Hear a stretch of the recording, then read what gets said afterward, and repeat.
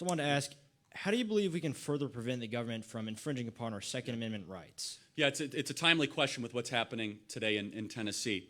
So everything in life is a choice and a trade-off. Anybody who tells you differently is an infant. And so you have to prioritize things that matter more than others. This is why I love Aristotle. He talks constantly about hierarchies, right? He talks about the hierarchy of the good, the hierarchy of choices, the hierarchy of behavior, the hierarchy of character. And so when it comes to firearms or guns, we must first ask the question of why. Why do we have a Second Amendment? It is not for hunting, but I do love hunting. Do we love hunting out here, everybody? Hunting is very important. It is not even for self-defense, but that's very important. Defending your home, defending your family is a moral good. The unpopular, to say, but morally correct reason we have a Second Amendment is so that free people can defend their rights given to them by God in case government becomes tyrannical. God forbid that ever happens, okay? Now, I fully acknowledge that comes with a cost. The cost is this. If you make that argument that people should be able to own firearms against a usurpatious potential tyrannical government, you're going to have negative externalities. You're going to have gang shootings. You're going to have mass shootings. The question is, how do we minimize it? And the question is, how do we reduce it to almost zero? And we have never had that proper conversation.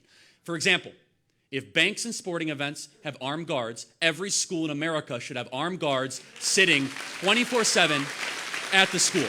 Period. End of story. If airports have armed guards, schools should have armed guards.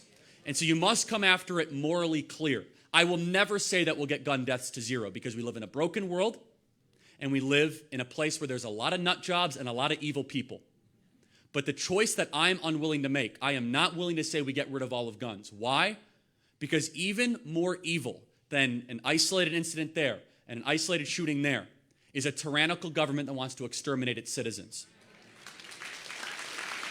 And so that is the way we must talk about guns. Reduce and minimize the criminality and the shootings through prudent and proper restrictions, which most of the times mean good people with a firearm to protect against a bad person with a firearm. And so how do we make sure the government doesn't come after our guns? We need constitutional carry in every red state. I think Texas finally has passed it. Am I right about that? Which is great. But you need your politicians to stop tap dancing around the issue. They're afraid to make the argument I just made because the media mocks them. Lean in. The 20th century has showed us time and time again, 150 million people were murdered because they took the guns away. We must be clear why we have a Second Amendment. The Second Amendment protects all the other amendments. Thank you so much.